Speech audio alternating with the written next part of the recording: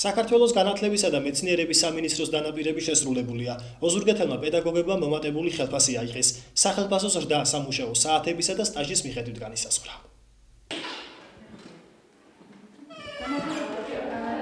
თეა ურუშაძე მათემატიკის პედაგოგია და სკოლაში უკვე 6 წელიწადია რაც ასწავლის. მთავრობის ვაუჩერული დაფინანსების შესახებ არსებულ დადგენილებაში ცვლილებების შესვლის შემდეგ მისმა ხელფასმა როგორც სერტიფიცირებული პედაგოგის, რომლის სამუშაო დატვირთვა 18 საათს შეადგენს 330 ლარიდან 420 ლარამდე მოიმატა.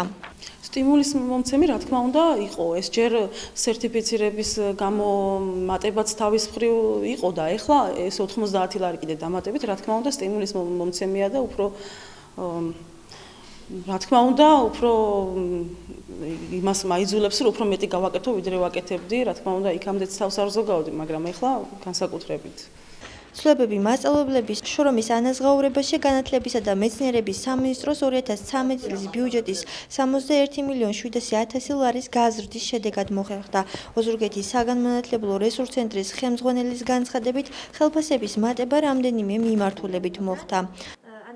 დაწყებითი საფეხურის სერტიფიცირებულ პედაგოგებს 13 საათის პირობებში ეძლევა სასერტიფიკაციო დანამატი და რაც შეეხება საშუალო საფეხურის და საბაზო საფეხურის მასწავლებლებს 15-დან 17 საათამდე თუ ექნება მას დატვირთვა, მაინც ამ შემთხვევაში ეძლევა სასერტიფიკაციო დანამატი და ესეც არის ცვლილება, იმიტომ რომ მანამდე იყო ასე, რომ 18 საათზე ეძლეოდა მხოლოდ სასერტიფიკაციო დანამატი.